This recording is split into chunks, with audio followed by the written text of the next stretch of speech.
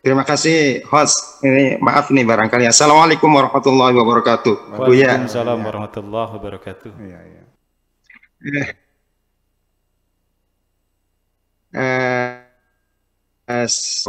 Dan berkali-kali saya mengikuti YouTube-nya Buya. Tapi saya masih merasa belum puas dan seringkali kelalen Buya. Kelalen dan masih apa namanya? Masih ada sifat-sifat eksklusif dari saya. Ada apa yang disampaikan tadi, saya hubungkan dengan satu ayat di Al-Bayyinah. Innal ladzina amanu wa amilus solihati ulaika hum khairul bariyah jazaohum inda rabbihim dan seterusnya. Kemudian ada doktrin lagi al-Islamu ya'lu wa la yu'la alaih, yang kemudian ini menjadikan saya pribadi dan kita semua penganut agama Islam menjadikan eksklusif seolah-olah surga itu milik kita. Seolah-olah kebenaran itu milik kita, seolah-olah yang paling sosial itu milik kita, seolah-olah nanti yang paling baik adalah kita. Tapi kenyataannya di dunia ini, misalnya saja, ini juga mungkin sering berkali-kali dijelaskan oleh Buya. Ada 6 dermawan dunia sebagai donatur triliunan rupiah dan dia single. Tidak terbangun apa namanya berkelompok dengan orang lain seperti Paul Allen. 27 triliun rupiah sendiri dia dananya untuk penelitian ilmiah dalam penelitian di Institute for Brain Science. Beliau juga sebagai co-founder Microsoft. Kemudian yang kedua Sarah Blakely ini juga 13,6 miliar.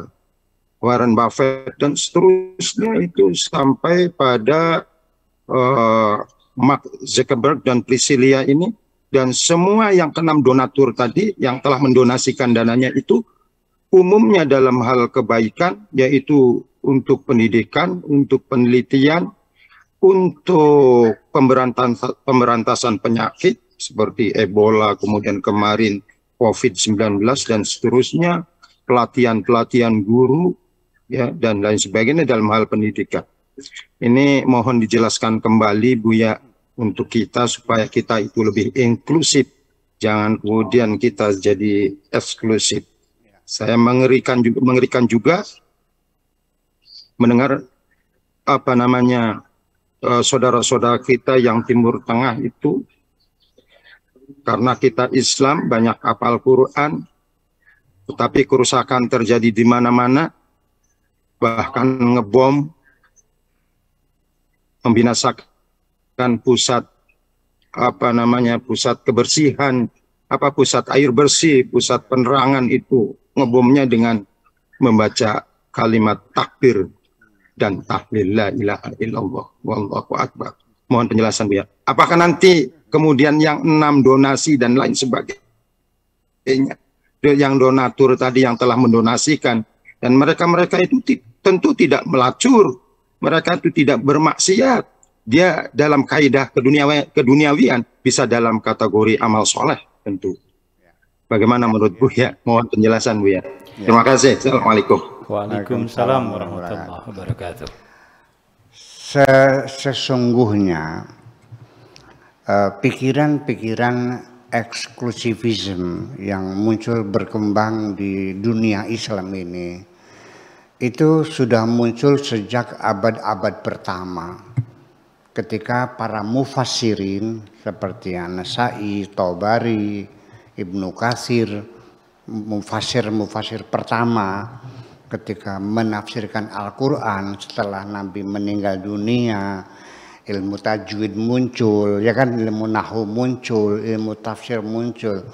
Nah, dari sejak awal itu pikiran eksklusif itu sudah berkembang. Seperti di At-Tabari ketika menafsirkan wa ma arsalnaka illa rahmatan lil alamin. Kami tidak mengutus kamu hai Muhammad kecuali untuk berbagi rahmat kepada seluruh alam semesta. Itu kan universalism yang ada. Tapi dalam At-Tabari ditafsirkan al-alamin itu al-muslimin. Sudah eksklusif kok. Jadi yang mendapat rahmat itu hanya orang Islam. Kalau non-muslim dapat laknat. Sudah eksklusif. Kemudian kita para mubalik di sini dengan bangganya Islam adalah agama universal, agama manusiawi, agama hak asasi manusia. Ya kan begitu.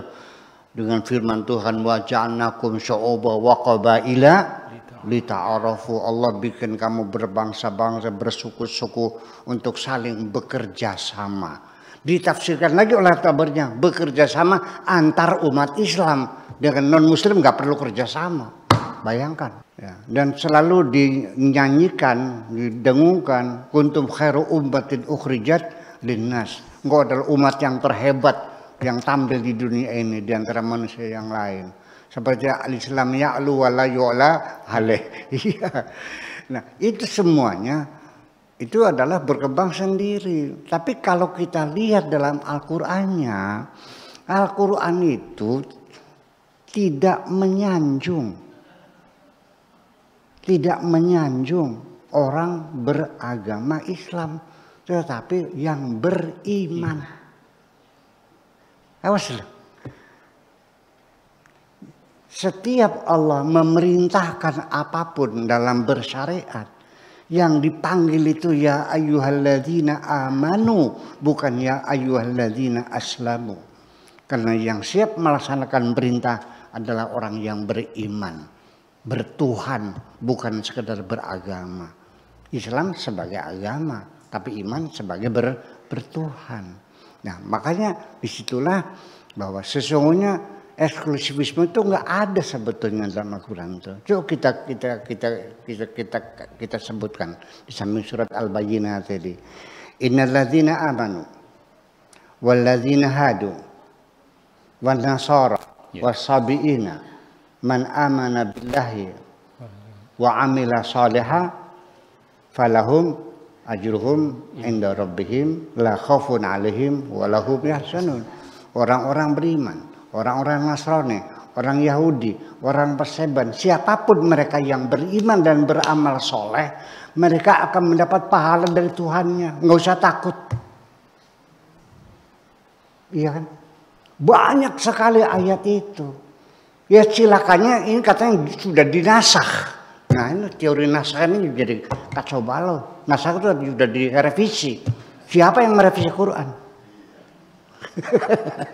Itu di ayat yang jelas lagi, innal ladzina amanu wal ladzina hadu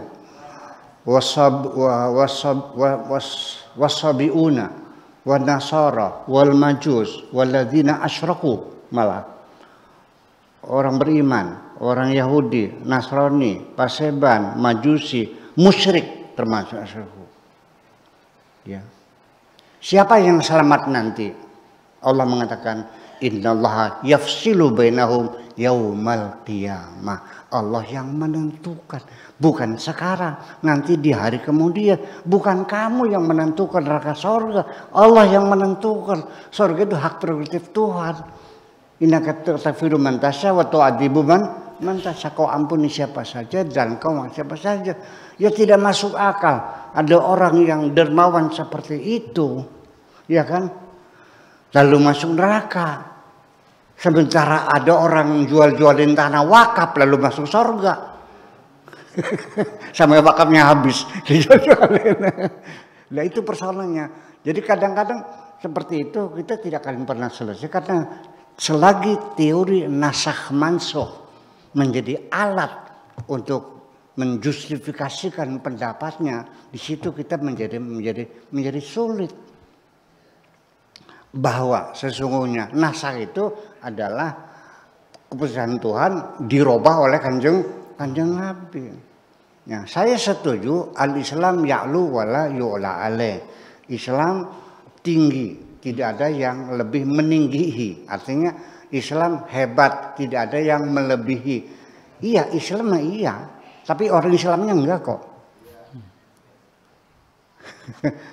Islam iya, Anda Muslim. Anda nggak hebat kok. Yang hebat Islamnya, Muslimnya enggak. Gimana hebatnya umat Islam sekarang? Udah melarat, terbelakang, jorok, tidak aman, tidak amanah, berantem lulu. Di mana hebatnya? Ya Islamnya hebat, tapi Muslimnya enggak hebat.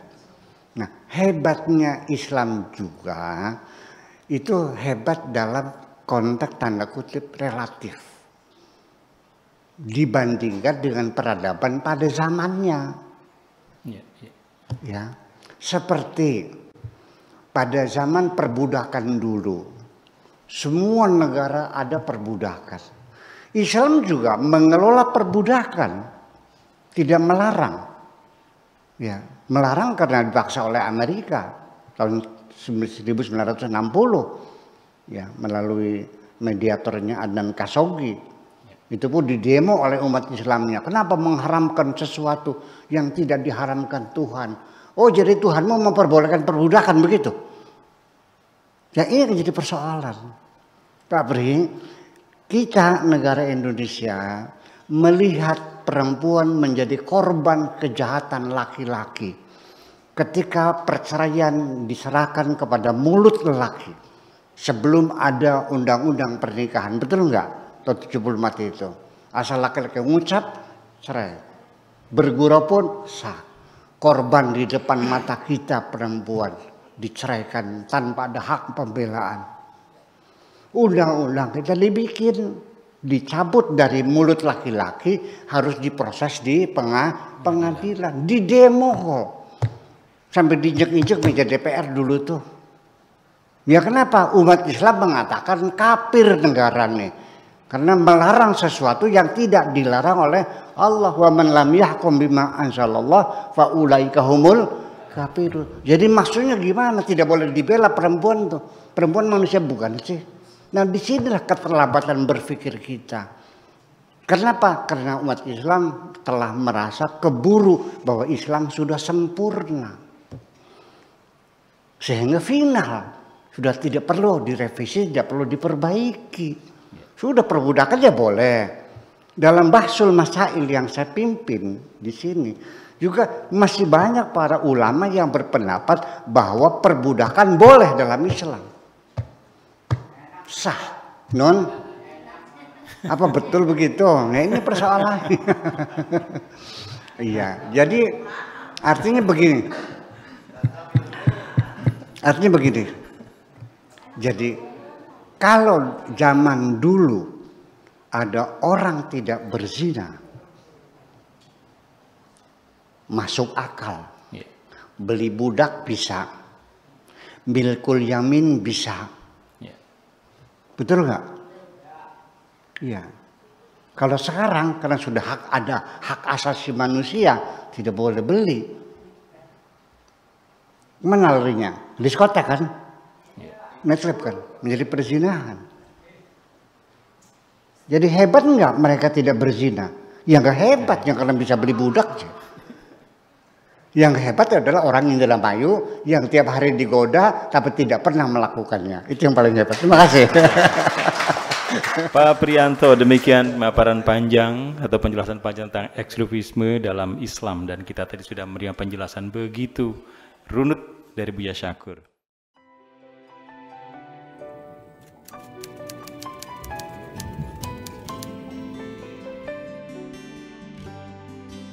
Aku hanya ingin berbagi kebahagiaan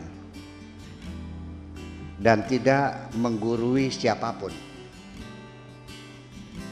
Terlalu sulit bagiku untuk menyalahkan siapapun. Akan tetapi apabila ada orang yang ingin mengisi raporku, tentu aku sangat gembira sekali. Dan kujamin aku tidak akan sakit hati sedikit.